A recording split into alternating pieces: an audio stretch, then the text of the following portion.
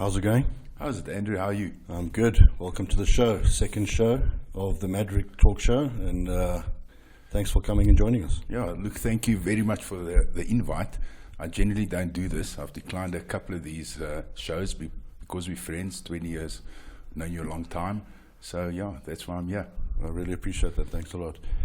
You and I spent a lot of time together personally, and obviously we've had a friendship that's lasted quite a while. But I think for the people out there, just give us a bit of a background on, you grew up in Benoni. Yeah, I grew up in Benoni boy. A Benoni boy. Yes. Wasn't always an easy life out there. You had to know how to handle yourself. What was it like growing up as a kid in Benoni? Listen, everybody knows East Rand. Everybody jokes about the East Rand. Everybody says the East Rand's like this and like that. I suppose some of it is true. Some of it's a bit of exaggeration. But it's East Rand. It's tough. You grow up, you've got to fight. You've got to have a couple of roles as you grow up. Be a tough guy. And one thing I learned about Benoni is don't let anybody take your sandwiches. So if someone comes around and they want to take your sandwiches, have a go, fight back, even if you lose. Are we talking about being at school now, or are we talking about being on the street eating a sandwich? If you're in school, if you're on the street, you're busy having your sandwich, busy having your hamburger, some big kid comes around, says, give me your sandwich. You say no. You have a fight. Guess what? You lose. They still take your sandwich. So people say, so why don't you just give the sandwich? Say, because I tell you how this is going to work. If you give your sandwich today, you give it every day. If you fight for it every day, eventually the guy says, listen, this is too hard. Take someone else's sandwich. It's not worth fighting for a sandwich. So guess what? You don't fight to win. You fight for, in 3 or 4 or 5 days, maybe you get to eat your own sandwiches. Simple. You're one of the pioneers of performance-enhancing substances, be it steroids, and also an activist in human performance.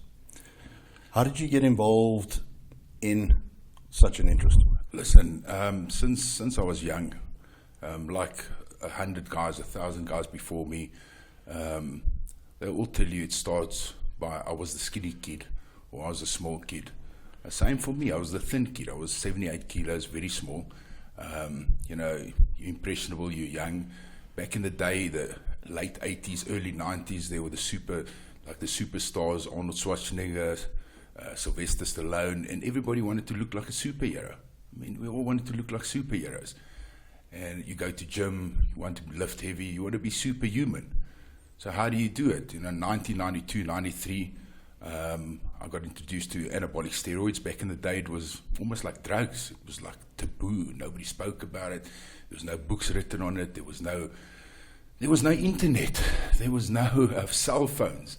So you speak to your buddy at gym. Geez, how do you get your arms like that? No, you take this little tablet. Don't tell your mother. We didn't have older guys like we have now. Now the fathers are the ones also taking steroids. Back in the day, there was no one. You just did it on your own. And was that around the time that the William Llewellyn editions, the thick books? No, way before. I mean, William Llewellyn came around in the 2000s. The first book I read on anabolic steroids was probably the mid-90s, late 90s. Was Dan Duchesne, Chemical Warfare. I remember that book. And War. And for the first time, I felt like, I'm not a drug addict. I just want to have big guns and lift heavy. And there are other people that are interested in this stuff as well. I wasn't the only one, and this is the big difference. First time my mother caught me with anabolic steroids, she thought I was a drug addict. The interesting thing is I don't even drink alcohol. I don't do drugs. I don't drink alcohol. I don't gamble. But you know what? Taking steroids was like being a drug addict, and it was the further from the truth. You take steroids, you want to look like Arnold Schwarzenegger. Back in the day, people used to say, no, but Arnold was natural. We now know he wasn't natural. I mean, nobody's natural. When you first started looking into steroids and you started studying them and seeing what was out there, obviously there's a massive difference between the variety that they had back then versus today. What was there available in that day? Listen, back in the day, 92, 93, 94, 95, we couldn't get anything. I mean, we could get testosterone cypionate. We used to buy it from the veterinary department. It was called, what was it called? Lion, I can't remember now. It was a wholesaler in Pretoria. They used to do all the veterinary medicines. and we used to drive there, and we used to buy a bottle of Testan. It was testosterone, but it was legal. You could buy it. It was for bulls as well. Yeah, it was for veterinary. It was veterinary, but you could buy it. Nobody said to you, "Oh, you can't buy this."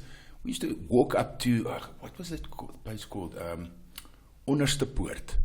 Onderstepoort. And you used to go there to Onderstepoort, walk in, you say, "I want to buy 100 bottles of Testan." It was Testan 100, made by Creamed. It was a legal product in South Africa, 100 milligram of testosterone cypionate per mil. You used to pay 30 rand a bottle. 30 rand. That's what we had. We had Testan, Cypionate. We had a product called Low-Rablin, which was a nandrolone low rate, which is not even on the market anymore. It's the longest acting ester out of all of them. That was available, Low-Rablin. And there was a product called Anabolin Forte. Back in the day, Anabolin Forte was 40 rand a bottle. I remember Manfred Hubel, that big strong man with the biggest arms in the world, used to fly to South Africa and buy 300-400 of these bottles from Onderstepoort, the veterinary place, and take it back overseas and used to sell it. He used to say, "This is the best thing out." Now, the interesting thing is, the other day I was trying to look what was the active ingredient in Anabolin Forte, because these days I don't even talk product names. I want to know the actives. I want to know what's inside. I want to know what makes the product tick. So I went and I researched and what was in Anabolin Forte, because I remember we used to take it with Testan. So we used to buy a whole stack, 6-week stack, for $70 back in the day, but it was veterinary. But nobody can tell me what was in Anabolin Forte. So today, I took some things that I don't even know what the actives were. But it worked. Yes, did it work? It worked, got big, got strong, very bloated. Back in the day, the T-shirt look was the in thing, as big as possible. Abs didn't count as long as you had big guns and you lifted heavy. That was what it was all about. So yeah, that's what we did back in the day. Anabolin Forte, Testan, Low-Rablin. It was basically 3 products. That was it. Obviously, since then, things have evolved massively. How long did it take for the Dynabols, the Anapolins, the Winstrol tabs to start coming out? Listen, Dynabols, Anapolins, Winstrol, I only saw that the late 90s. So things have gotten progressively better in many ways, but it's also gotten worse in many ways. I'm not the kind of guy who wants to look at the glass half empty. I prefer to look at it half full. So we could touch on a couple of topics on how it got worse, but mostly how did it get better? It got better because we've got a bigger variety. We've got the internet. We've got older guys. You've got guys now 50 years old, my age, that's been taking anabolic steroids for 30 years. And they like, listen, this is great. We're healthy, we're good. These guys are now passing it on to their sons. I've got son and father training together. That makes me happy. Back in the day, my father wanted to beat me for taking anabolic steroids. I was frowned upon. In church, the whole church is looking at you. That's the drug addict. The times have changed, so that's positive. We've got better products. It's more acceptable. People are talking more openly about it. We've got all the information. We've got interesting products, Trestolone, acetate, Ment. We've got Trenbolone in 2 different esters. We've got a long and a short. Back in the day, we didn't know what Trenbolone was. The first Trenbolone version we actually bought from France. It was called Parabolone from France, made by, I think it was Syntex Labs. I remember Parabolone. Yeah, Parabolone, a 76.4 milligram Trenbolone hex. It's the only hex ester ever existed. We bought it legally from France. I remember, I used to send, I'm not going to name my friend who I used to send, but I used to send a friend of mine, go buy some Parabolone, jump on a plane, fly over with some dollars in his pocket, hide the stuff in his pockets and come back. It was all about the gains. We wanted to just get big, so got some Parabolone from France, and we used to buy it over the counter. Spain, we used to buy anabolic steroids over the counter in Spain. Greece, we used to fly to Greece, buy the 2 mil decas from Greece. So we used to go all over the world trying to find just something to make you bigger, in endless pursuit of the gains and the bigger, faster, stronger. What would you say are the most widely used performance enhancers today? Obviously there's a massive variety, but what are the most common ones? Listen, because a lot of people don't like to inject, the orals will still be the most popular. The guys take Dynabol, stock standard. It's not the healthiest.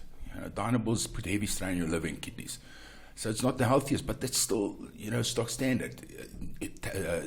Bodybuilding is becoming big in the townships. The black athletes are looking phenomenal. These guys, sometimes they don't have money. Buy a pack of Dynable, cost them 100 Rand. Buy a tub of mass gainer and a packet of Dynable, and off you go. You can lift. You're getting some gains. So that's Dynable still to the day. That's what Arnold took. Arnold in his interview says, I used to take Dynable. Back in the day, he bought Dynable from Siba Gaigi. Siba Gaigi did Dynable, and it was legal. He says, but he didn't understand what the problem was. Late in life, everybody's like, with all the big scandals coming out in the US, and the baseball players and everyone was taking steroids, and the president of America and Bush was saying, ban steroids. They made it such an illegal thing. Before that, the guys were just chilling, taking anabolics. It was no problem. And then it went through a very bad phase, and it was almost like a witch hunt. And after that, it settled down, and they've realized, steroid takers are not, they're normal people. They're lawyers. They're doctors. Doctors take steroids. Lawyers take steroids. Normal people, fathers, husbands, brothers, normal, hard-working people take steroids. It's not a big deal. But it went through a very bad phase. And back in the day, Arnold and them, they used to take Dynable. And still, guys still take Dynable. It's not the best product, but it works. Yeah. That was going to be my next topic for discussion, was that back in the day it used to just be the athletes, that wanted the performance edge. Nowadays, like you say, you're finding, it's your top level career guys that are using testosterone to stay sharp. Yeah. We'll get into the whole hormone replacement therapy topic a little bit later, which is something I really want to touch on. But these days, you're finding that, like you say, you've got fathers and sons that are training together that are using it, and it's becoming quite widely accepted. From a legal point of view, it's obviously still not accepted at all. But do you think it's going to go the same way that marijuana is going to go? Marijuana was so taboo, and now all of a sudden it's legalized, and obviously there are still some limits to what you can do and how you can grow it, et cetera, et cetera. But I think that slowly but surely, steroids and performance-enhancing substances are going to work their way into everyday life. Listen, 100%, that's what we hope for. In a perfect world, I would like to see a curriculum in university. I would like to see, like you get a eye specialist, you get a fertility clinic doctor, you get a gynecologist. I would like to see a curriculum that says performance enhancing or testosterone therapy specialist, or closest we get is an endocrinologist. But in a perfect world, I would love to see a doctor that goes and studies as a specialist for hormone therapy, for performance enhancing. And this doctor then prescribing the medicine with taxes paid on it. Everything in a lab manufactured in South Africa or anywhere in the world, where they manufacture it legally, they prescribe it legally, under supervision from a doctor with regular blood tests. We all know how to do our blood tests now. I can show you backwards how to do a blood test, how to do your FSH levels, LH levels, how to check your testosterone levels, how to check your liver, your kidney. We can do all of that. But how about giving us a doctor? The UK, 2 million steroid users. 3 million. You can't dispute it. The marijuana thing, what made it successful is the amount of people. When the masses start pushing, the governments have to listen. And eventually they couldn't hold back. They had to legalize. I don't do marijuana. It's not my thing. I don't smoke marijuana, but I'm all for it being legal. I'm all for it. It has to be legal. People have got the right to do what they want to do. You can't restrict, you can't, it's people's free will. It's overwhelming, the benefits of marijuana. It's overwhelming. But there's enough people that supported the cause. The sad part for me, is there enough bodybuilders? I don't know, It's a bit of a minority group. It's a bit of a group that gets victimized, It's a bit of a group that gets seen as a big guy, must be a bouncer. Listen, 99% of the proper bodybuilders I know has never been in a fight. Never. They don't do violence.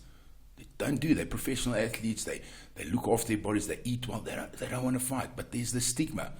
And that's the stigma we need to change. And then, is there enough support? Look, the UK, 2 million bodybuilders.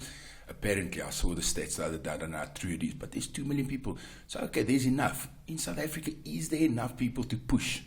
You know, like on the marijuana thing, is there enough? Do we have enough support to push this thing to become legal? It will be legal eventually, but I don't think in my lifetime. You know, a generation is, they call it generation 25 years. I've seen one generation of anabolic steroids from the 1990s to now. So I'm basically exposed to one generation. I don't think it'll be legal in my lifetime, but at least we started somewhere. You know, I can't see why it should not be legal. I think there should be a curriculum for it, and it should be prescribed by doctors. But that being said, I don't know how long that's going to take.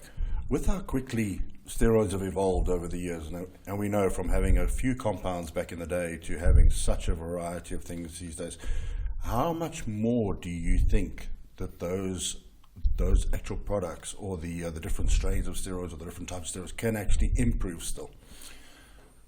It's going to improve significantly. I'll tell you why. Steroids was the baseline.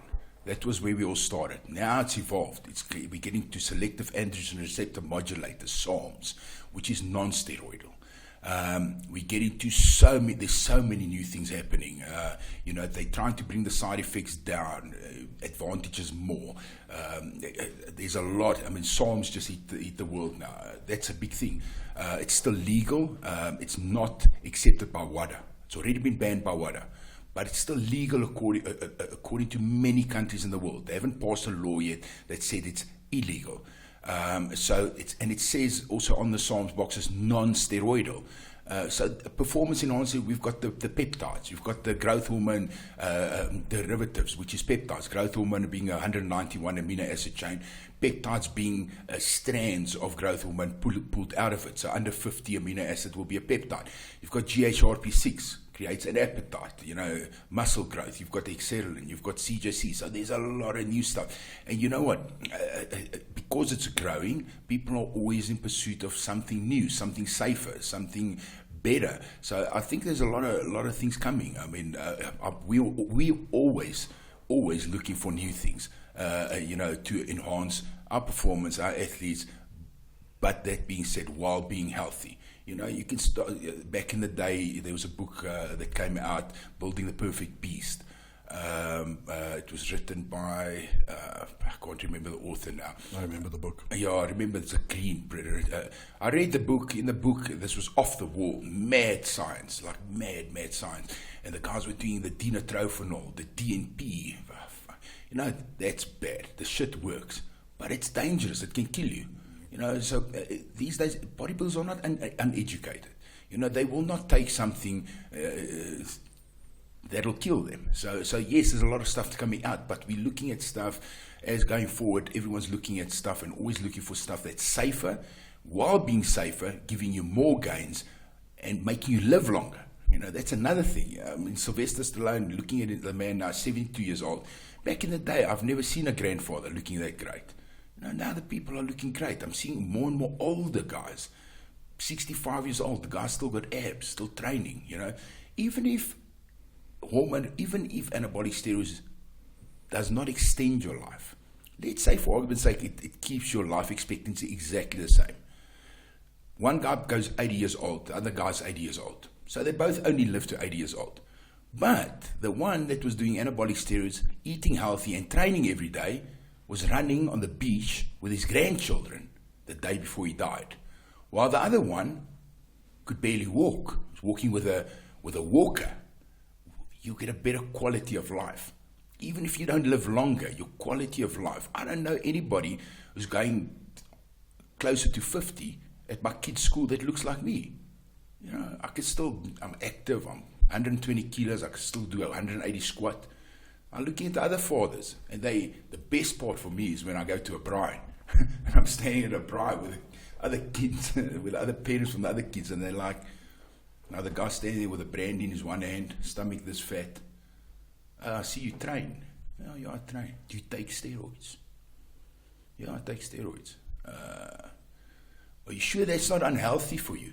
While he's sipping on his brandy, 140 kilos with a fat stomach. And I want to say, you sure that's not unhealthy for you?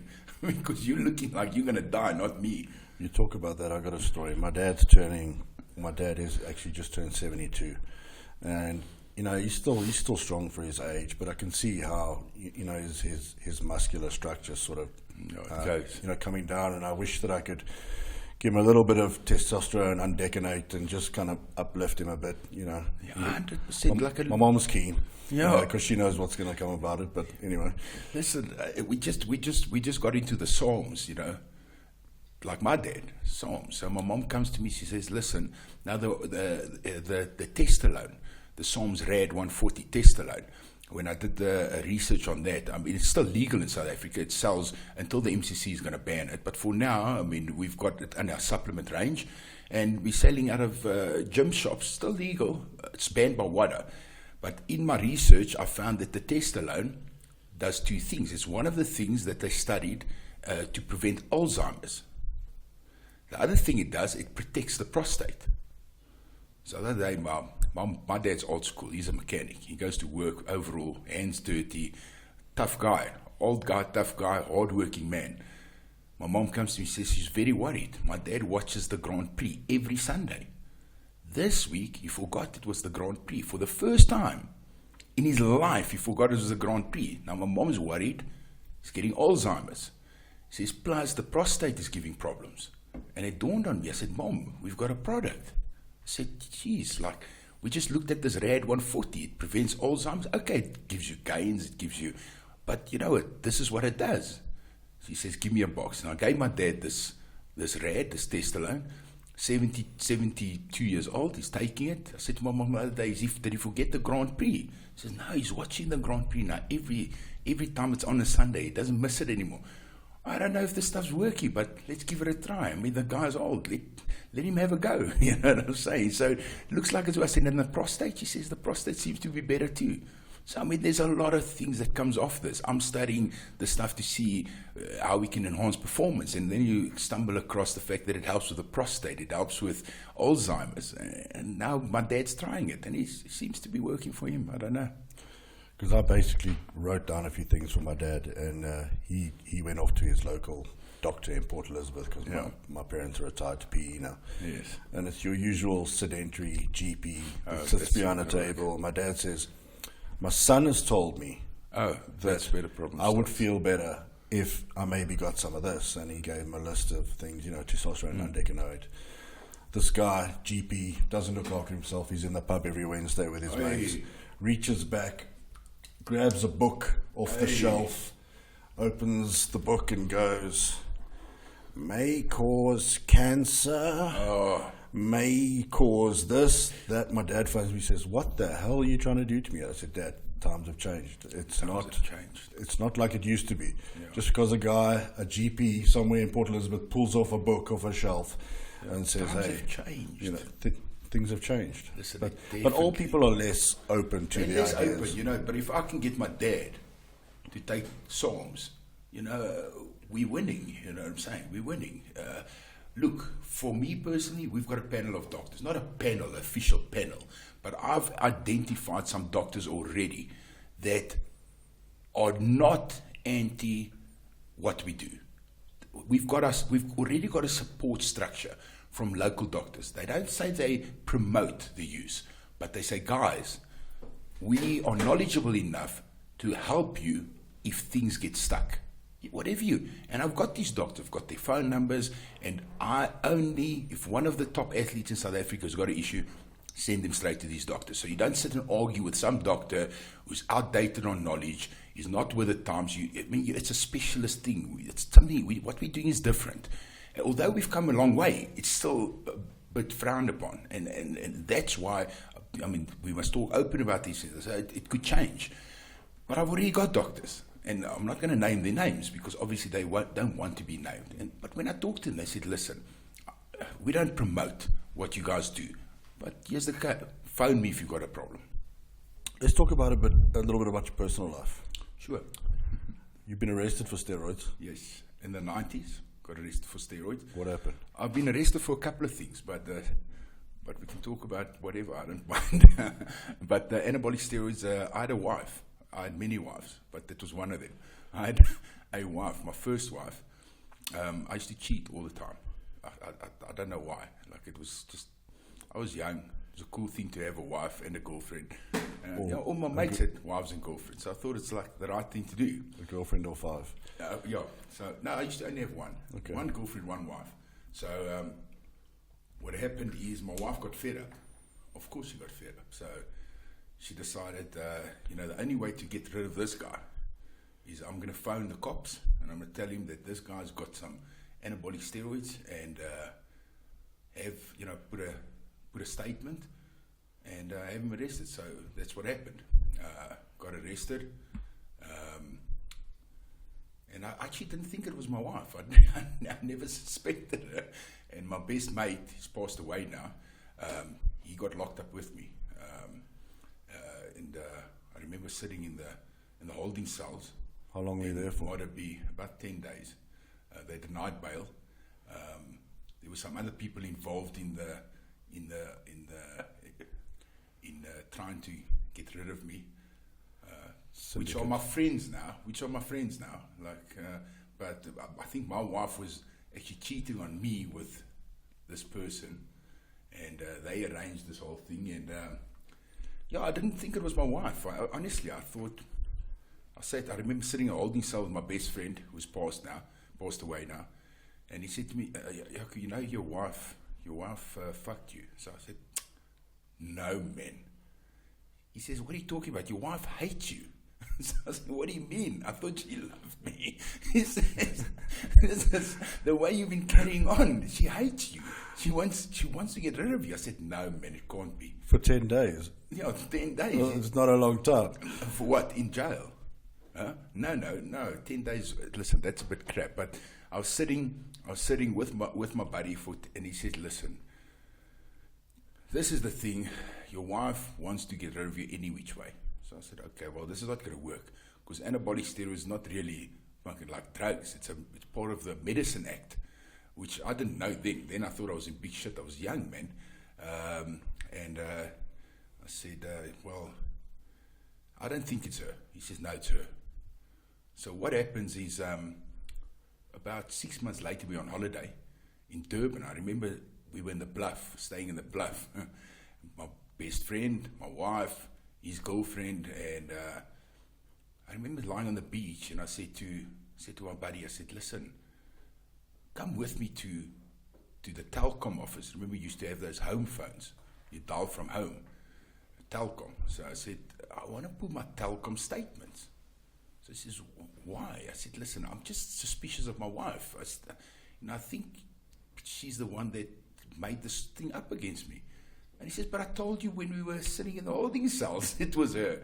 I said, but you should have told me again. He says, I don't want to hop on it. But you know what? Okay, let's go. So I had his cell phone statements, and I remember there was nothing on the cell phone statements, which I already checked. So I went and I pulled the Telkom statements, and I saw on the night I got arrested, the Friday night, the night I got arrested, she phoned Sergeant Loki Hutton from the South African Narcotics Bureau like 11 times. And his phone number was 082-455, I think 0549, if I remember correctly. You got a great memory. 082-455. I remember sort of. And I remember looking at his number. I said, well, this is unreal. I mean, when he arrested me, I didn't say, hello, Sergeant Loki, how are you? I remember you from lunch the other day. I didn't know who the guy was. The night he arrested me was the first time I saw this guy. But clearly my wife knew him because she was dialing him from the home phone. So I remember walking back to the beach. I said to her, I can't believe you did this to me. And she says, what do you mean? I said, how do you phone the policeman that arrested me that I didn't know on the same night I got arrested? You obviously told him, listen, he's there, he's on his way. I mean, this is ridiculous. What and I mean, oh no, I don't know, this is bullshit. I said, how can it be bullshit? And she still denied it, you know. I said, there's no denying you. Needless to say, I divorced her. I couldn't deal with that. So I left her and carried on my life. And then you've paid for 5 weddings in your life, and you've managed 3. Yeah, I managed 3. What happened to the other 2? The other 2, the one was a lovely girl, one lovely girl, one devil girl. the lovely girl was just a good friend. And I just realized, look, you can't marry someone just because they're a good friend. That's not right. And I remember sitting with my friend Ryan Cooper. It's a Sunday afternoon at my house, and we're talking shit. And Ryan says, it's your wedding coming up. I said, yeah. He says, no, 2 weeks' time. He says, I'm so excited. I said, what do you mean 2 weeks' time? It's like now. He says, yeah. I said, shit, now that I've got perspective, I said, I think I need to change this. He says, what do you mean? I said, Ryan, I think you need to go home. I'm not getting married. He says, what do you mean? I said, I can't. This is unfair to this girl because I'm marrying her. She's my friend, a lovely girl, but it's just a friend. And I broke up with her that same hour. I said, we're not getting married. The other girl I actually really liked, but she was a bit of a Satan and a bit of a wild one. Ex-meth addict and had a very, very strange past. I don't know if I should say what she did, but okay. She, strange girl, a bit of a devil girl. And that was a very, very traumatic breakup. You're attracted to the craziness or what? Anything different, I just wanted to have a go. Just have a go, whatever. So that one was a heavy breakup. I ended up burning her wedding shoes and the wedding dress on the lawn. And throwing all the shit in bags, throwing outside, and that was over too. And then the other ones, I did get married. No, I didn't marry the one. There was 3 I got married, yeah. Let's talk about a trip that you remind me of often. And I've always said if anyone should write a book, it should be you. It'd be an absolute bestseller. But let's talk about the Santorini trip. Oh my goodness. So you decided you want to go and see the best sunset in the world in Santorini. Yeah, listen. So you and your wife get on a plane and you jet out to Listen, I'm not gonna name any of these wives. I mean, if the shoe fits and they're watching this, wear it. I'm not gonna blacken their names and say this one or that one. The people can guess which one. But this specific one, I said to her, listen, you've never had a summer birthday. I said, because your birthday is in winter, close to the Durban July, if that's a tip for anyone. So she says, what do you mean? I said, for you. I'm going to do something special for you. For you. I said, I love you. You're my wife. I said, let me take you to Santorini. She says, that's great. And you'd always wanted to go there because you knew the sunset was phenomenal. The most beautiful sunset in the world, I've heard. So I said, and I've always wanted to see the sunset. I mean, there's things in life money can't buy. And those are the things I always try and look for. Look for the things money can't buy. And find value in that. So a sunset in Santorini was something I always wanted to see. But I said, it's not only to Santorini. I take you to Athens, take you to Mykonos, I take you to Paros, and then we'll go to Santorini to watch the sunset. Thinking she shares my sentiment. So we get to Santorini. And halfway through the holiday, she's like, this is okay. It's not great. I said, what do you mean it's not great? I'm from Benoni. We're in fucking Mykonos. What do you mean this is not great? I mean, this is fucking amazing. I never thought I'd leave Benoni. I'm on a Greek island. This is amazing. And she's like, yeah, it's okay. What a fucking arsehole, but okay, whatever. And then she said something about, where's the mall? So we go to Santorini. First night in Santorini, it's overcast. So we couldn't see the sunset. Very disappointed.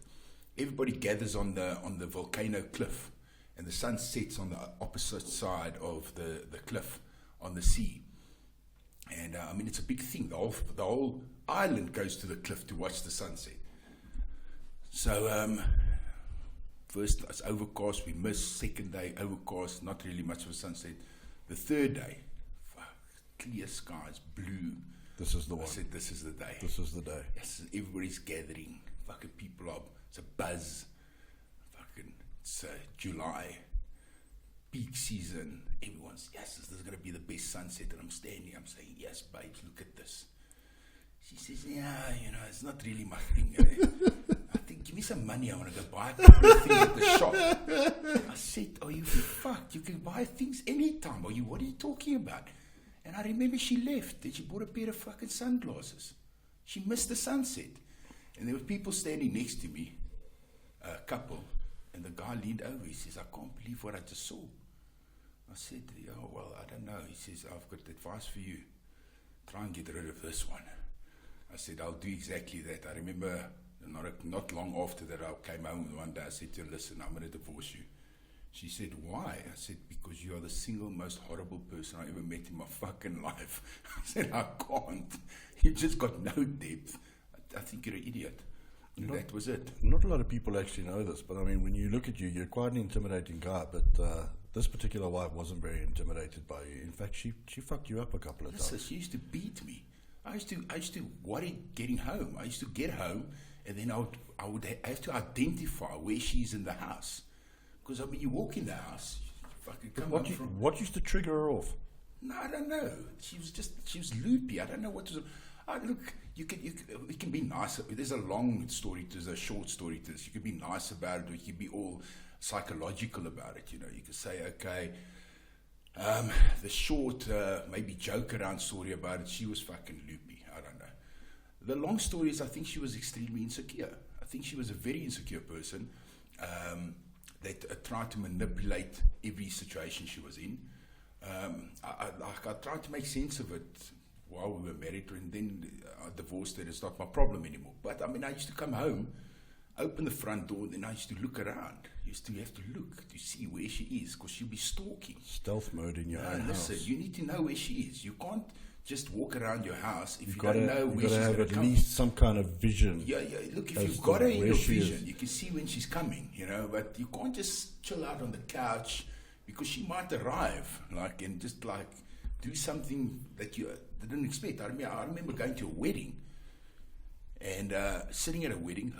She was the bridesmaids, and it was her friend, not my friend. So we arrive at this wedding. We're sitting at the wedding. She's one of the bridesmaids, and I remember she got this pot as a present. It was some pot, like a vase, or something, as a present, you know, for being a bridesmaid. No, not it was just a pretty looking pot thing.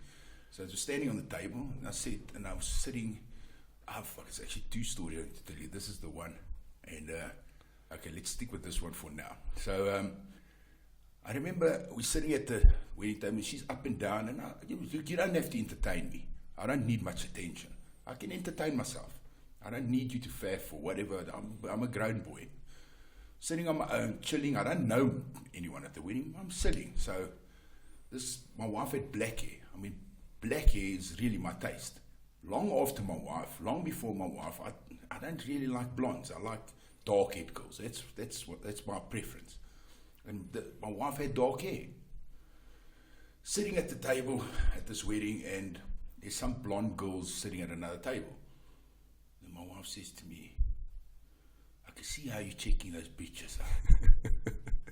I said, what are you talking about? Now I can see the way you look at them.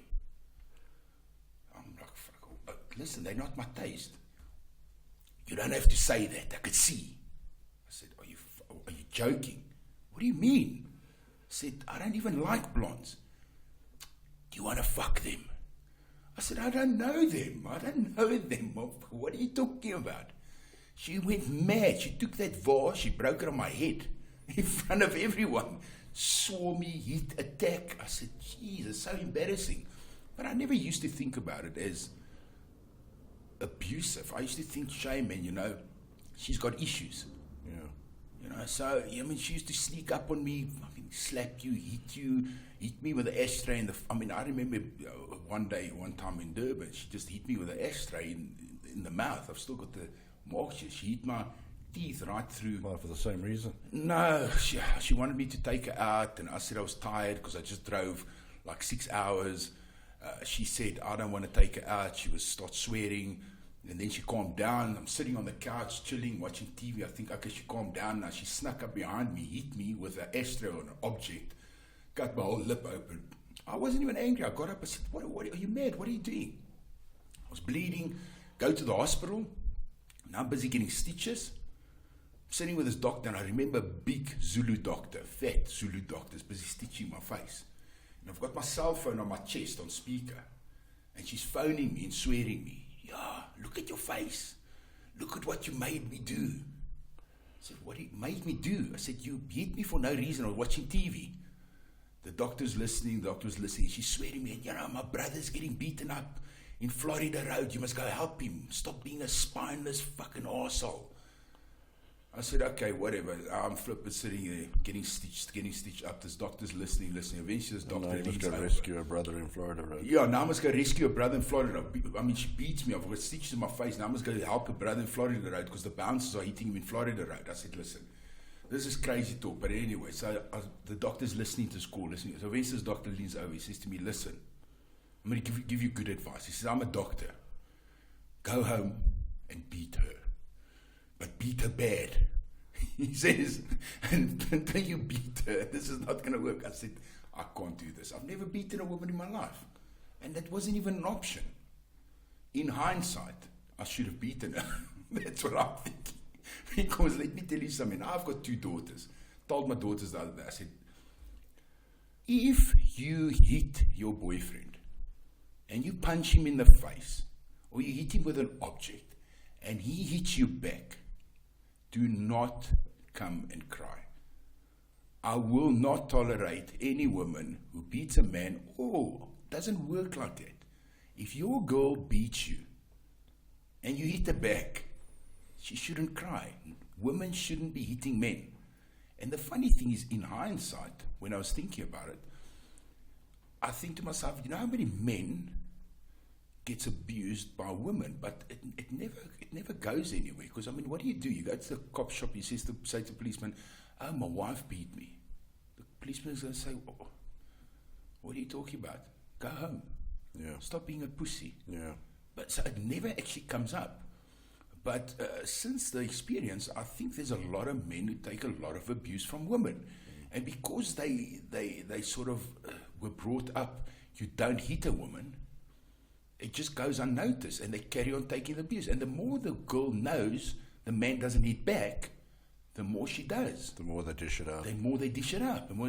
I told my daughter, I said, if you raise your hands to a man, expect to get hit back, and then don't come crying. It's different if your boyfriend just hits you for no reason. But I mean, it's got to be fair. And I think a lot of times, I mean, I'm weigh 120 kilos. My ex was like a 55 kilogram little girl. And she used to like just hit me in the face, punch me in the face, hit me with stuff. It's unacceptable. You know, I never hit back, but it's still abuse, in all fairness. You know, after that, I mean, things changed. If a girl hits me in the face like she used to do, I promise you I'll just slap them back. I will never take that again. It's not acceptable.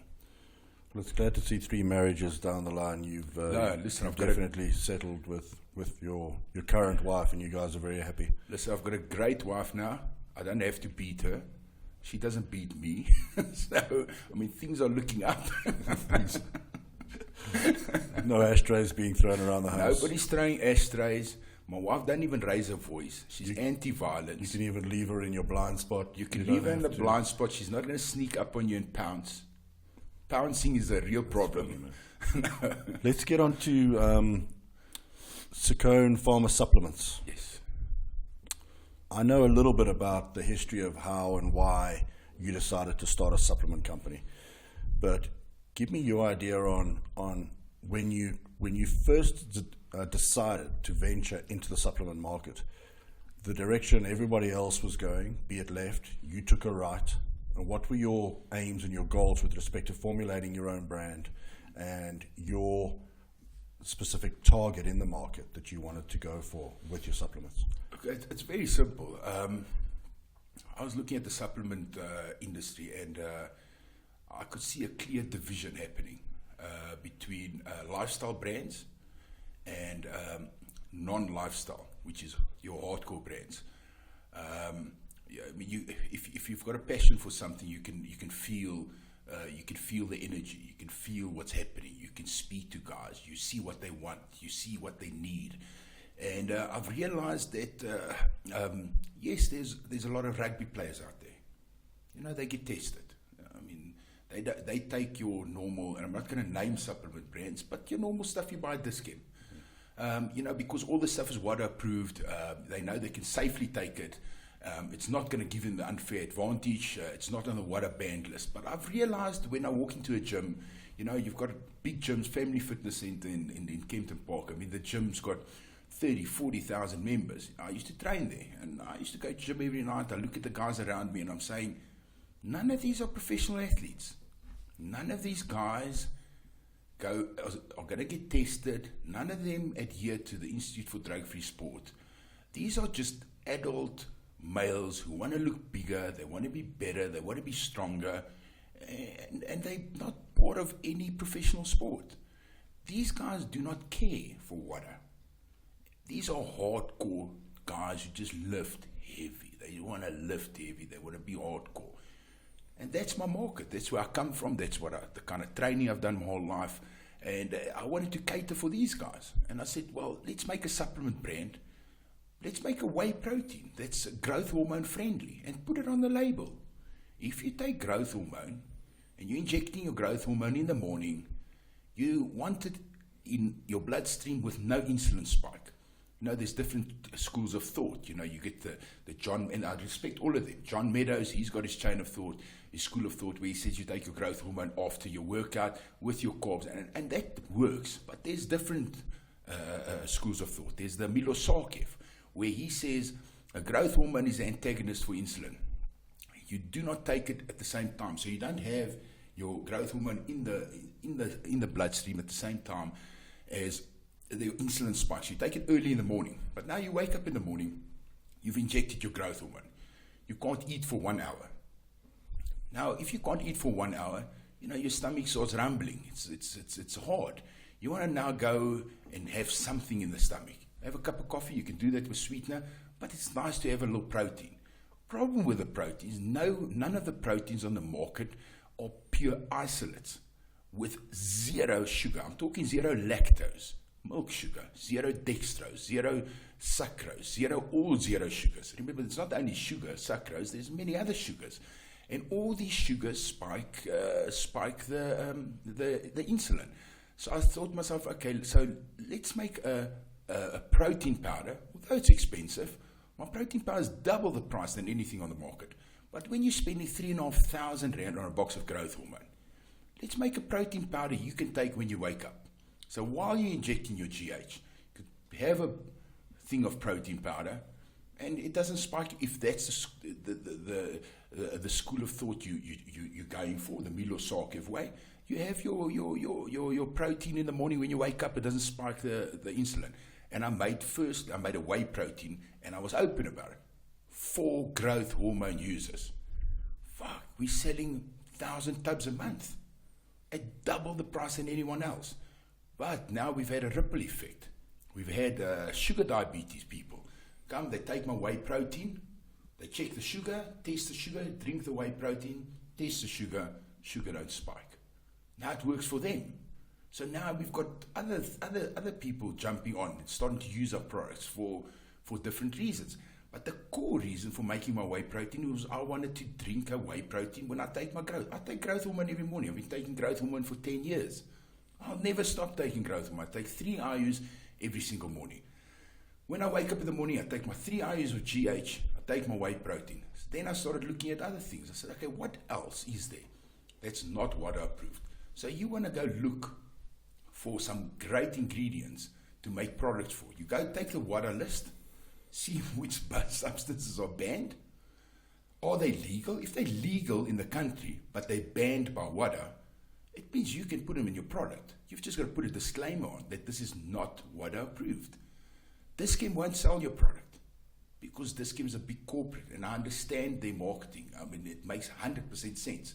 Their marketing is aimed at school boys, rugby players, people that's going to get tested. And all the products in there is water approved. That's not my market. My market is adult men.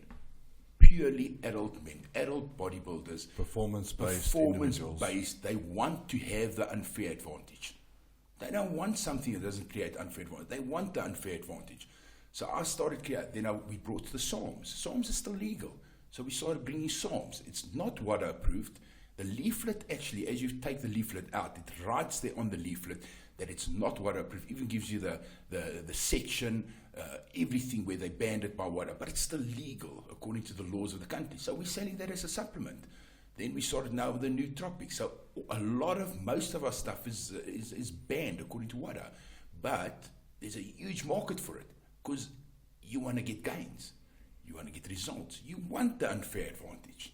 You don't want to buy something that doesn't give you the unfair advantage. So that's when everybody's going this way, chasing the discounts, the high volumes, doing the turnovers. I thought, let's do something different. Let's do something that people want, not chasing the volumes. So, I will probably never be mainstream, and that's okay. I don't want to be mainstream. I want to do what I want to do. I want to make products I want to take. That's what I'm doing. One of the things I've always appreciated about your business ethic is that you've never done business to make money, but you've mainly been in the business of changing lives, and obviously with that comes the money. I always said there's different reasons for why people do business. I've met a lot of people in my life whose core value in doing business is to make money. That means they go out there, they can do whatever as long as they make money. I can't do that. It's just not in me. I can't be doing something because it gives me great returns. I can only be passionate about something. Once I'm passionate about it, I can then put up a fair margin to carry on being passionate about it tomorrow. That means I'm passionate about changing lives. I'm passionate about changing lives. I'm passionate about taking a youngster, he's 20 years old, 21, 22 years old. He's got a low self-esteem. He's got not much going for him. You get him in the gym, he's training, he's looking better, he's feeling stronger, the confidence is coming. All of a sudden, he's got a better girlfriend, he's got a better job, he's doing better. It's just all positive. And that positive change you see in someone's life, that's why I like doing business. I like doing business to change lives. And once you change lives, you put up a fair margin to carry on changing lives tomorrow. So you do something today, the reason, and nobody cares for giving you the margin you deserve to carry on running a sustainable business. If you're making a positive contribution, through the years, I've seen so many guys. We've got youngsters coming out of the townships. The guy's got nothing going for him. Nothing. He's not necessarily the smartest guy. His schooling wasn't great. He becomes a bodybuilder. Becomes a personal trainer. He wins SA champs. His life's changed. Positive. Doing those kind of things, changing lives, and then making a fair margin to carry on changing lives tomorrow and being sustainable. That for me is doing business. Not just chasing margins and chasing the millions. I can't. It's not my thing. You're also sponsoring a lot of athletes at the moment. Obviously, you've got this alliance with TNT Mercury, with Matt. Yes. And you guys together have put together a truly formidable team of some of the best athletes in the country. How are you sponsoring them? How are you helping them to obviously achieve greater status in the industry? We're sponsoring. We're spending a lot of money on athletes. TNT Mercury, they were in the industry. They were in the market before me. They hardcore. They into doing something special for the athletes. And we started aligning ourselves with them. And what we do is we put a percentage on product. So we add a certain percentage on all the products on our base cost line. So we take our basic cost, we add a percentage on, and that we allocate to a sponsorship budget. Matt does it and I do it. We put the money in a kitty, and we've got a certain amount of money in the kitty, and then we spend it. The way we spend is very easy. We do not limit or give the guys an exact amount per month. That means we don't say you will get 4,000, 5,000, 6,000 rand a month. We give them whatever they need to obtain their goals. So we'll say, what do you need? You need food, you need protein, you need a plane ticket to go to Worlds, whatever. We pull it from the budget with one condition. When the budget is done, the budget is done. So if we spend for the year 1.8 million or 2.2 million on athletes between the two companies, once it's spent, it's spent. And we keep the athletes up to date. We say, listen, guys, there's still left on the budget or there's not. We've got different tiers. We've got the TNT Elite. We spend the most money on our TNT Elite athletes. Second to the Elite, we've got the captains, which then comes second in line. And then we spend money on the ambassadors, a certain amount of money as well. So, but we've got tiers. So priority number one, the TNT Elite. That's your top guys. You have to be a Mr. South Africa, Mr. Strongman South Africa. We've got Etienne Smith, 9 times SA Strongest Man. He's on our elite team. We've got Morne Marlies, TNT Elite, great athletes, both SA champs. We've got Albert Leroux, SA champ, Jaco Venter, SA champ, John Leslie, multiple world champions, SA champs. And we try and do whatever we can for these guys to obtain or to reach their bodybuilding goals, whatever they need. If they need 2 tubs of protein plus, ticket overseas, or they're short of this or that, we try and help them. But we pay it out of the budget, which we allocate a year prior. So 2019's budget's already been allocated from TNT and Ciccone, and I think we'll spend 2,000. This includes show sponsors. So the budget we allocate, we also use for shows.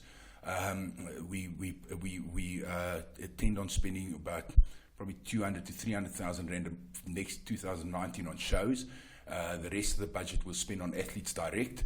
The athletes being the priority, and I think our allocation for next year is about 2.6 million that we'll spend on the athletes. So I think we the single biggest contributor of sponsorships directly to athletes in South Africa, out sponsoring any other supplement company, even the big ones, the mammoth ones, that's 1,000 times bigger than us. Do not sponsor the same amount of money that we do to the athletes, but we like local athletes. We do not sponsor international athletes for simple reason as we don't have a footprint international. A lot of my stuff that's not WADA approved. My new nootropic, it's got arginine, ordinine, other stuff. It's legal products, but it's not WADA approved. To get this through customs on the other side will be almost impossible. I wouldn't even know where to begin if you want to export. So we don't have a footprint abroad. So there's no use to sponsor an athlete sitting in the UK, and we don't sell in the UK. TNT Mercury's got the opportunity to go international. I know they're looking at we're looking at some international orders coming in. And if that happens, we can look at international athletes. But until we're selling international, we can't sponsor international. But then also, that being said, I prefer sponsoring local guys. It's just, it's in our backyard. Make the sport bigger. When I went to Worlds, when I was judging WBFF Worlds, it was interesting for me when I arrived and they said, "Oh, from South Africa, you guys are a bodybuilding nation." I said, "Shit, that's interesting." So internationally, we're seen as a bodybuilding nation. We're seeing like Egypt is a bodybuilding nation. Iran is a bodybuilding nation. So the sport is big in South Africa, and it's nice to grow it here. It's just where my passion lies. Let's talk a bit about bodybuilding in South Africa. You touch base on the Egyptians and the Iranians obviously being top level bodybuilders, South Africans being top level bodybuilders. There was a recent post that you put up on social media with respect to the drug testing that is currently in place in South Africa, but yet other countries in the world don't have the same restrictions that we do. Yes. Do you want to just elaborate on that a little bit? It's quite a complicated topic, and it's very hard for people to understand. I'm trying to educate people. There's no wrong and right. We support all federations. If our team decides to tomorrow go do NABA, we're there, we're backing them. If they do IFBB Elite Pro, we're backing them. PCA, we're backing them. It's about bodybuilding, it's about lifting. Now, I've got a slogan, I say, orphans, brawlers, and bastards, all welcome, as long as you lift. If you lift, you're welcome. I don't want to get involved in, we for this federation. As long as you lift, you're all welcome. But there is a clear distinction between the federations, and it's important for me that the athletes know this distinction. There used to be NABA, WFF, which was not affiliated to the government. There was no testing, but these are the smaller federations. PCA is becoming very big. It's massive in the UK. A great federation, big money shows coming, also not affiliated to the government, and no testing. IFBB used to be only one federation. Back in the day when Victor Clark and they were the president of IFBB, I was actually involved. I used to be vice president of South African bodybuilding over all the federations. Chris Scott was still around, Bev was around, it was before Gavin Conlon, Victor Clark was around. And I remember back in the day, we had the opportunity to get funding from the government. But as soon as you take funding from the government, you need to adhere to SASCOC rules and regulations, and then your sport is WADA approved. Now, I understand this. I mean, if you're representing your country, you're going to the Olympic Games, you can't be tested positive. I understand this. So as soon as you affiliate to the South African government, there's going to be testing. Back in the day, I remember we had the opportunity to get, I think it was 250,000 Rand in the early 2000s. But then the athletes would be tested. That was a lot of money back then. It was a lot of money. And I remember we didn't go for it. We said we don't want to do this because we know all bodybuilders take steroids. I mean, it's acceptable. It's spoken about. It's in the magazines. It's on the internet. I mean, bodybuilders all over the world come and do seminars. Ronnie Coleman did a seminar here at the Santorini Convention Center. We openly said, I take a lot of testosterone. I take testosterone Inethate. I mean, it's not frowned upon anymore. So we know bodybuilders take this.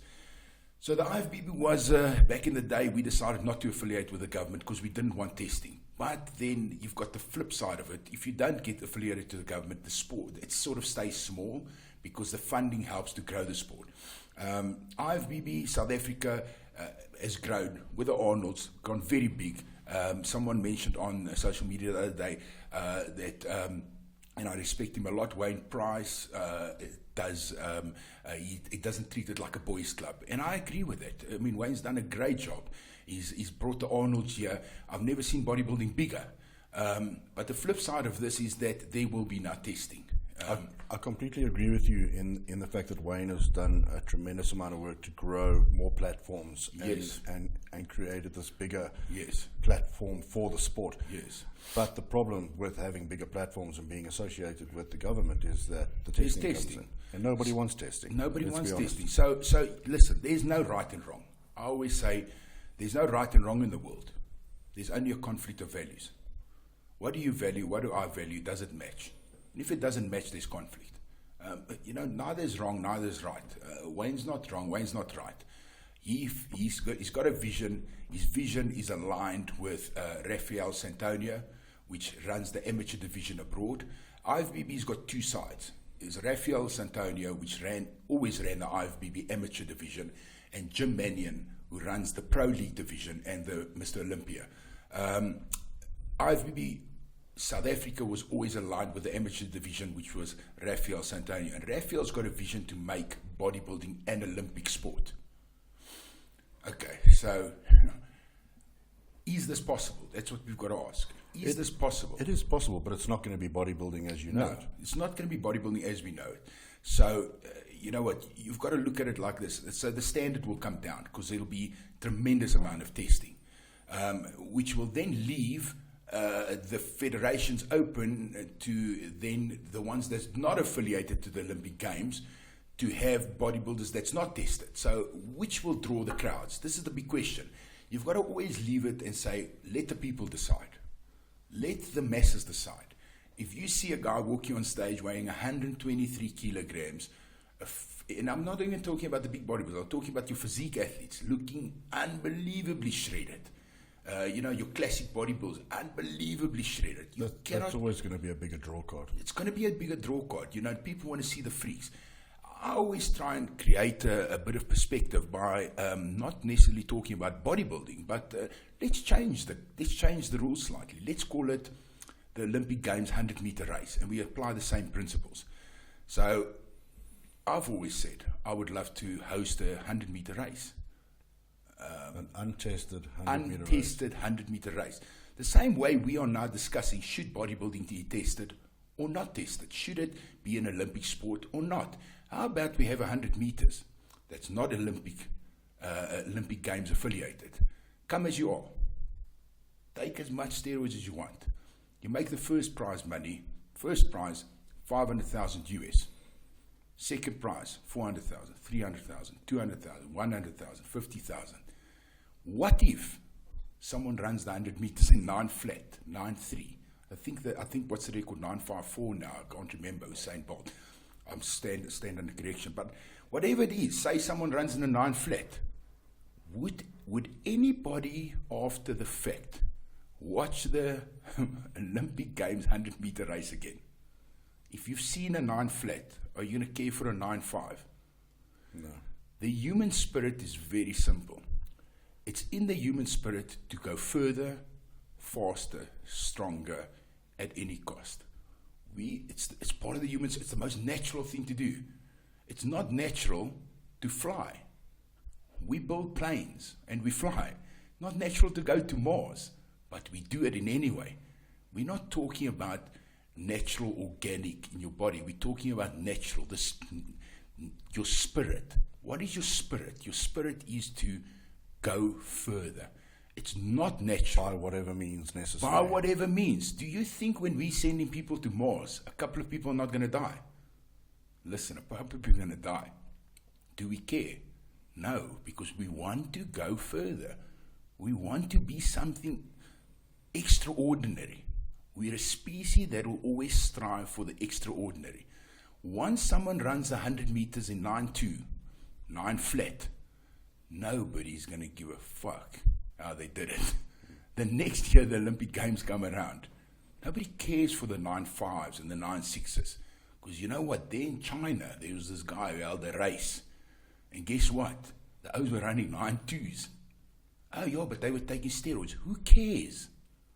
Who cares? We burn fossil fuel. You want to go to Cape Town naturally. You jog down. I haven't seen anyone jog down lately. You go in a plane, you burn fossil fuel. It's not natural, but we do it in any way. I think, when you look around some of the sports around the world, a lot of guys are using substances. A lot of guys. A lot of guys are not getting caught. Yes. The only ones that you actually get to hear about are obviously the ones on the news or the ones that get reported. So, I think that performance enhancers are making their way into your natural sporting codes, but a lot of people are getting away with it. I agree with you 100%. And because of this fact, I do believe that we need choices. And we need to be open and transparent and say, you want to be a natural 100-meter or a natural bodybuilder, there's the Olympic Games. The non-natural guys, there's your choice. Give them a choice and let the masses decide. See which one of the two rakes in the most on pay-per-view. Host it, put it on pay-per-view. See who watches the non-natural. See who watches the natural. Let it go its natural course or its natural way. Let it go its natural way and see. Listen, let's see what happens. But there's no choice. We'll get there. At least bodybuilding, it seems like there's a choice. IFBB is now split in two. The IFBB Elite Pro, Rafael Santonio, who's got this great vision of making the sport a part of the Olympic Games. Listen, that'll be great, but We just won't watch it. I won't watch it because I want to see the juiced up monkeys. I want to see the gorillas. I want to see veins popping. Well, it's not even going to look like bodybuilding. It's not going to look like a guy with a bit of muscle. Yeah. You can see the abs, but there's going to be no deep separation. There's going to be no striations. That's There's the going to be no vascularity. So IFBB Elite Pro currently are testing. This is a fact. They tested 11 guys last year at one show that we sponsored, and there's no right and wrong. That's okay. Was that at a pro show though? Or No, it was an amateur show. Okay, so it's the amateurs. The amateurs. Now are the being tested. Elite Pro is creating a pro division because listen, Elite Pro was the amateurs. So they're holding the amateur base, which get tested. Pro League holds the pro base that doesn't get tested. So the Pro League is trying to create an amateur base, and the amateur division is trying to create a pro base. But there's two divisions now. There's IFBB Elite Pro, which is the one we got in South Africa, that gets tested, and their pro shows won't be tested. But their pro shows they're making it They're growing it now. Which category athletes do they intend on taking to the Olympic Games? You can't take IFBB elite pro athletes. No, there will be no pro athletes. So it'll be I an don't amateur. know. Listen, I don't know. I heard in many meetings prior they want to do this, take it to the Olympic Games, and that's what Rafael Santorini want to do. Then I heard that now he wants to grow his pro league side more, because he wants the pros. So it's a bit of a topic. We don't really know where it's going to go. On the flip side of it, you've got the IFBB Pro League, which is the Mr. Olympia. We know Mr. Olympia don't get tested. Biggest bodybuilding show in the world doesn't get tested. That's Germanian. Their NPC in America gets tested. Now, if you look at the IFBB World Amateurs, it was just now this weekend that just passed. Look at the top 20 guys. There's no Americans because they get tested on national level to represent their country abroad. The Egyptians, what they do is they do not test on national level. Iranians do not test on national level. So they end up sending the best of the best to Worlds. At Worlds, there's testing. I'm talking amateur. So IFBB Amateur Worlds, there's testing, but we know it's very limited. You draw the ball. If you draw a red ball, you get tested.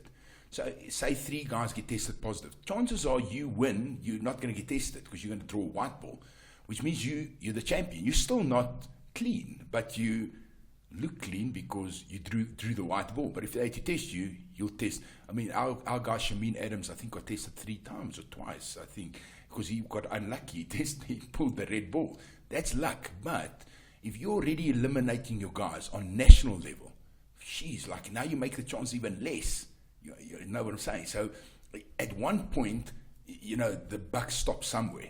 If you test on national level, you already eliminate half the guys. So half your guys are gone from Aussie, New Zealand, America. Most of the guys get eliminated before they even see Worlds. That's why you don't get them at Worlds.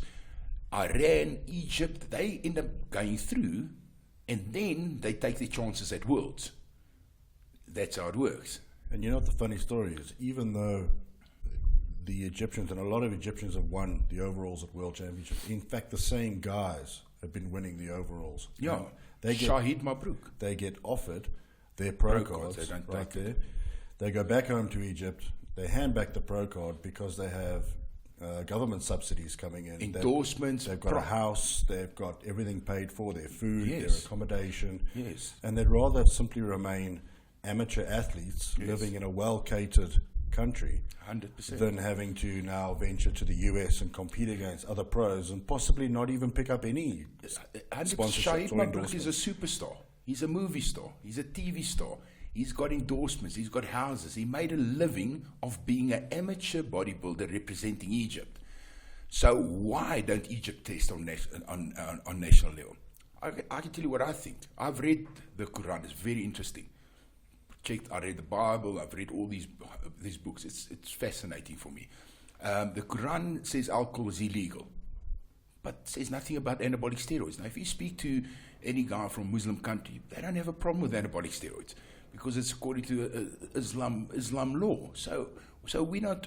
I'm thinking that's why they let it go, because all the Islam countries, they're okay with it. Iran, this, that, they're all okay with anabolics. Just don't drink alcohol. So wherever the Islam law prevails, it seems to, for me in any way, it seems like they're getting not tested on national level. Where America, all the European countries, Italy, France, geez, the way they test their bodybuilders, because the Tour de France was such a scandal.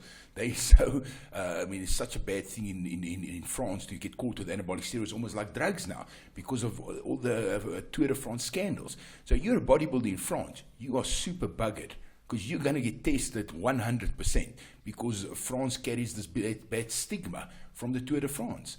If Australia are so anal, the amount of rules that you're living in a police state, there you get tested. So you don't see any Aussies at the amateur worlds, IFBB amateur worlds. You don't see Aussies, you don't see New Zealanders, you don't see French bodybuilders. You'll never find. You get all these Arab countries, great genetics, give it to them. I'm not going to take it away from you. Look, you can never say purely because they take anabolics. That's why they win. They also have great genetics.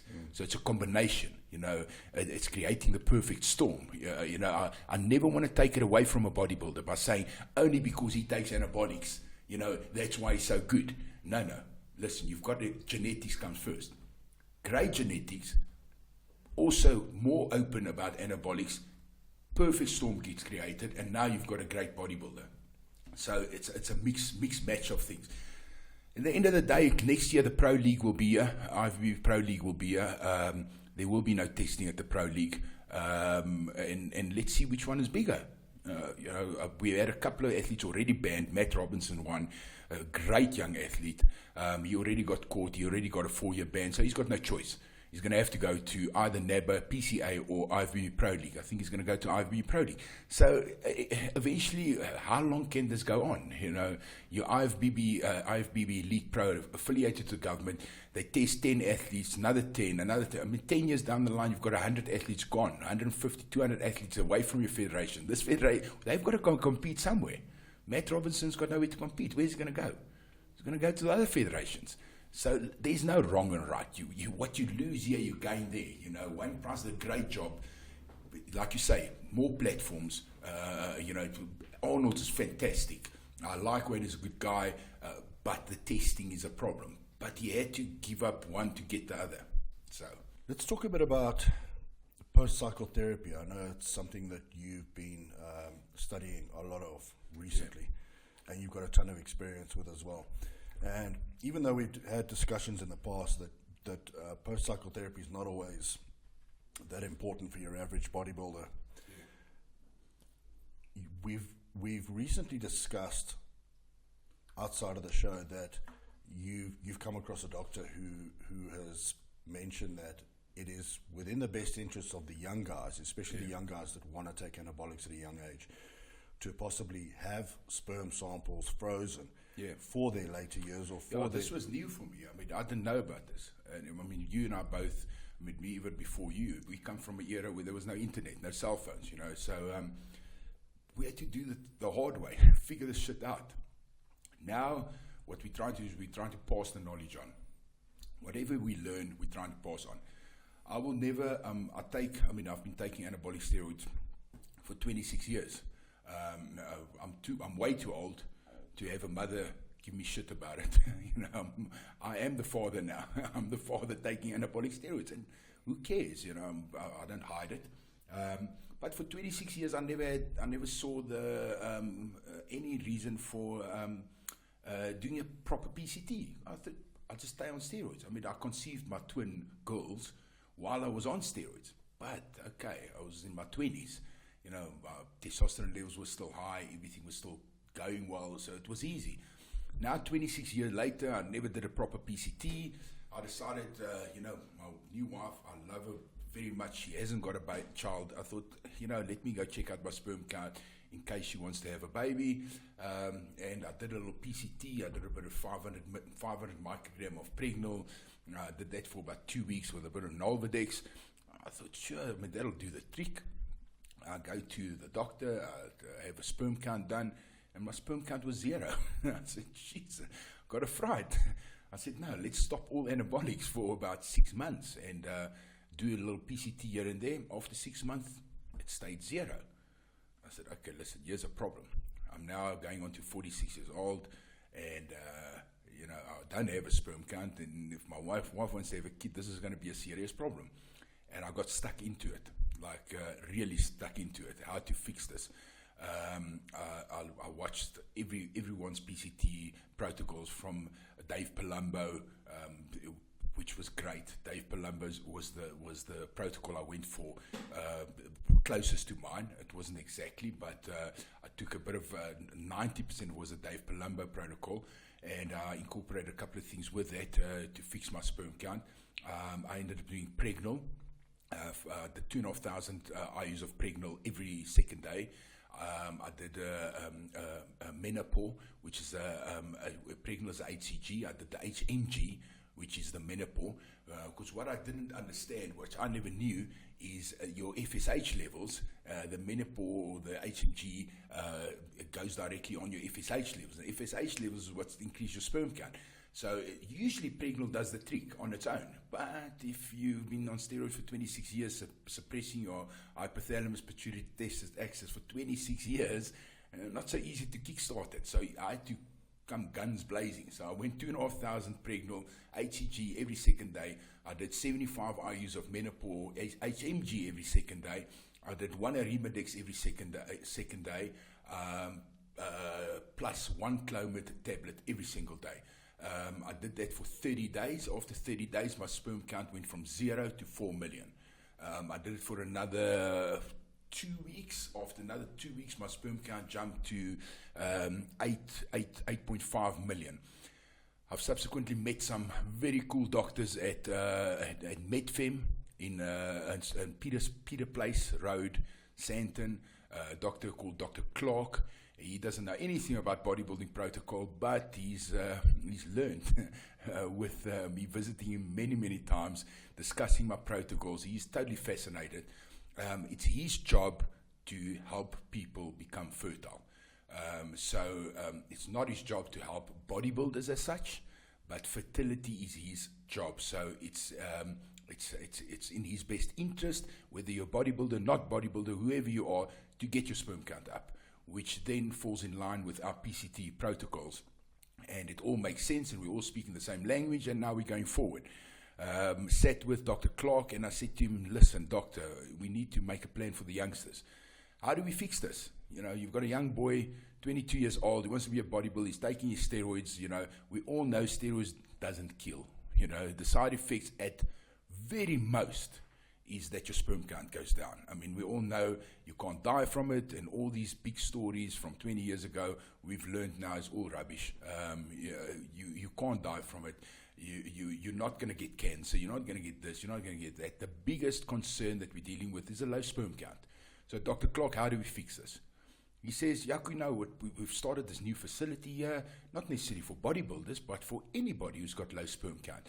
As soon as you get your sperm count up to 8 million and over, we do a batch freeze. That means we take your sperm count, we batch freeze it here, and we keep it for you for as long as you live, indefinitely, at 3 Rand storage fee a day. I said, 3 Rand? I said, that's not money. I'm talking about 90 Rand a month. He says, yes, 90 Rand a month. So I said to him, so doctor, if I advise the young bodybuilders to come here at age 22, his sperm count's good, he's off the anabolics, he's maybe just finished a PCT, and he batch freezes. And now he takes steroids for 12 years, whatever. And his wife wants to fall pregnant. He says that she comes in, I do artificial insemination or in vitro for her, and it's all sorted. I said, well, this is something that youngsters need to know. You know, there's actually a facility available. You know, it's only 2 years, so it wasn't available before, but it's actually available. You can go and batch freeze your sperm. So my advice to the youngsters now is go, batch freeze your sperm. You know, and at least have that insurance in place, so that you don't get to my age, you know, and now you're battling. No, it's not. I had to come off anabolic steroids for a year, 1 whole year, fumbling around, doing terrible PCT protocols, not getting it right, eventually getting it right, and my sperm count sorted now. I mean, I did a batch freeze there, my stuff's lying there, it's all good, it's all been contained, and I got back on the anabolics, went back 107 kilos, I'm 120 kilos now, and I can get on with life, and you know, because I know I've got the security there. But I suggest that for youngsters, go see Dr. Clark, Medfem Clinic, Peter Place. Get your hormones checked out. Do a little blood test. You do it on site. It costs you, I think, 1,500 Rand for the blood test. You do it quickly. They check your FSH levels, LH levels, testosterone levels. Do your sperm count there. If the sperm count's low, doctor gives you a script, not because you're a bodybuilder, because your sperm count's low. You're now exactly the same as the next guy whose sperm count is low. Fix your sperm count, do a batch freeze, and move on with your life. Easy. One of those compounds you mentioned, Clomid.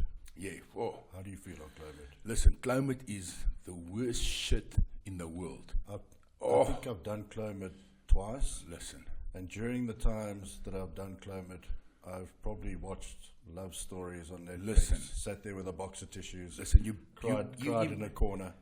on half a tab of Clover, It's terrible stuff. you might get it right, but on a full tab, you will definitely not be able to parallel park. 100%. No one can parallel park if you're on Clomid. Your estrogen levels are way too high to parallel park. No, listen, it is horrible. My advice, little thanks for asking, because this is great. Advice on Clomid, little trick I learned: take it at night before you go to sleep. Take it at night before you cry in your dreams. So you cry. You dream about making love, Do you? not fucking. Yeah, it's all making love dreams. No, listen. Take your Clomid at night. It's got an 8-hour half-life. That means you go to bed at 10. You take your Clomid. By the time you wake up, it's done its job. It's already on its way out.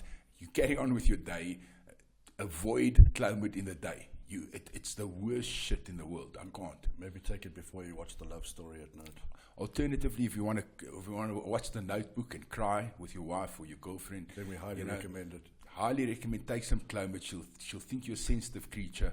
She'll love you more. You might even get married. It'll be one of the most romantic nights of your life. You might even get married 3 times. You might not have sex that night, but you'll definitely have a romantic Listen, night. you have to drop a Viagra with your Clomid, but you'll be okay. If we were to wrap up with hormone replacement therapy, I want to get your take on, obviously, the older generation. You know, people over, I say older generation, you and I are over 40. And most of the gurus around the world advocate that, testosterone and supplementation should be taken after the age of 40. Yeah, what would you recommend for guys who are obviously in the older bracket and feeling low on energy, need a bit of a boost, might not have the testosterone levels they should? Listen, it starts off, it's actually bigger than all of that. Let's look at the bigger picture first. The bigger picture is everyone wants to live forever. Okay? We all want to live forever. We all want to, I read the other day, the man that's going to be 140 years old is already born. We know this. Life expectancy is getting, is getting longer. Insurance policies, pensions, all these funds, they're all rallying around, considering the fact that people are now easily going to live to 100, 120.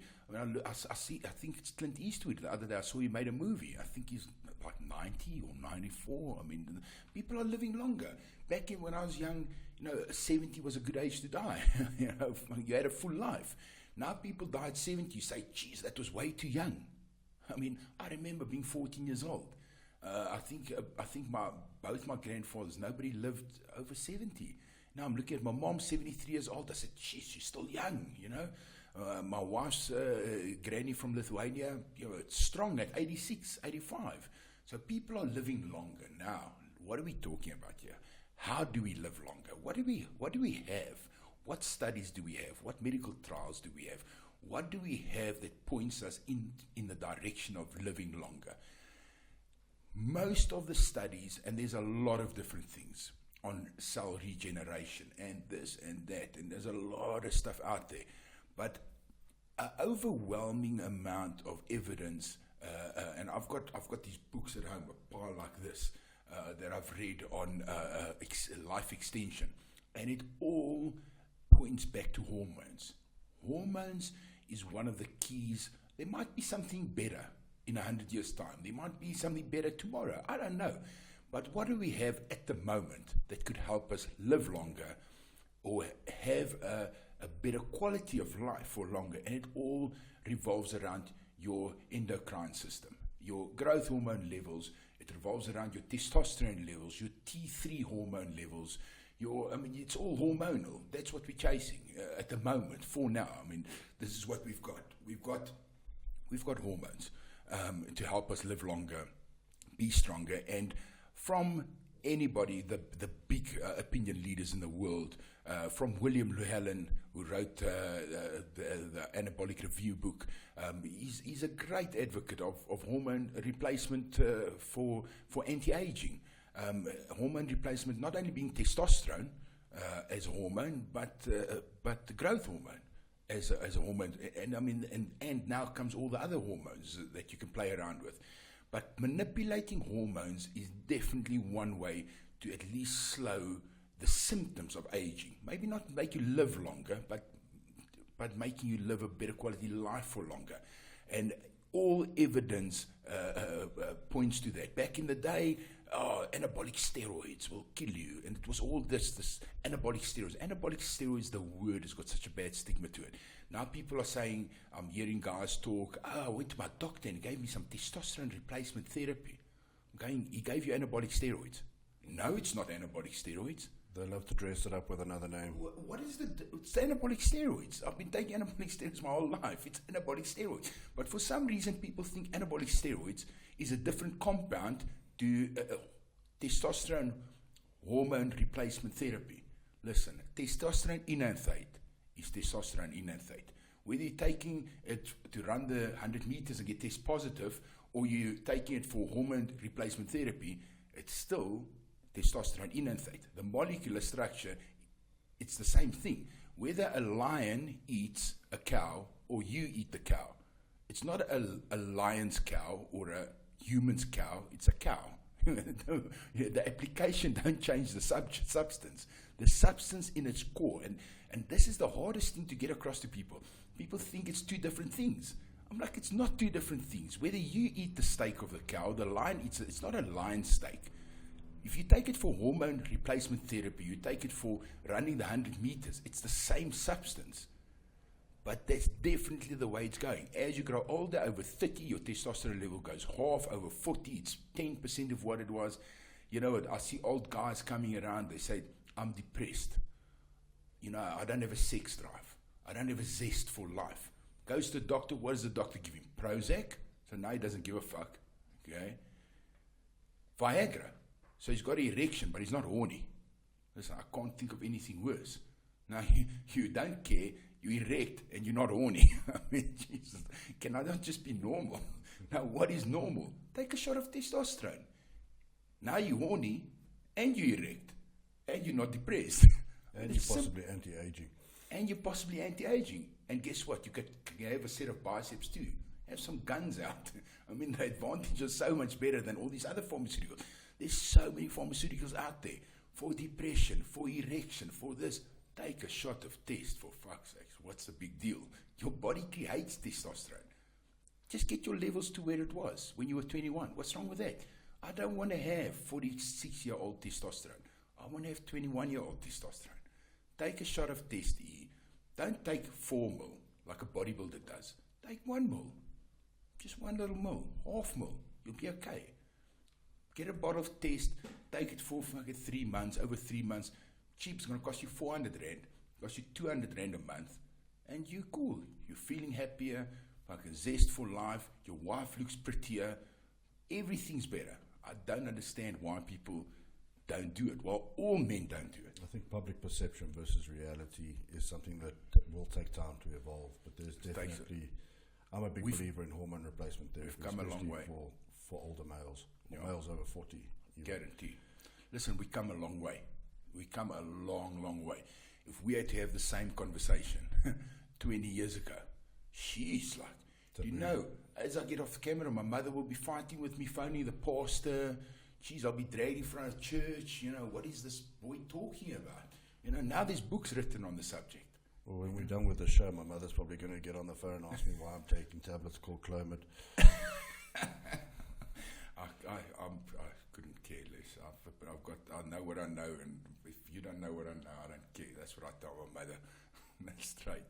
Listen, I just want to take the opportunity to thank you so much for coming on the show. Thank you so much. Yeah, it was great. Thank you. You're an absolute minefield of information, you know, and to obviously get everything you know into a short podcast like this is impossible. But I hope we've touched on some great stuff, and I hope the guys watching. Thank you. And let me know if you want to do it again. I mean, there's a lot of, we can talk for days. We can talk for weeks. As time goes by, if there's anything new, welcome. Like I said, I don't do this kind of thing. It's only because of you that I'm here.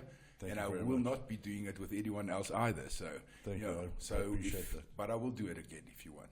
Awesome. Thanks for coming. Thank you. Thank you.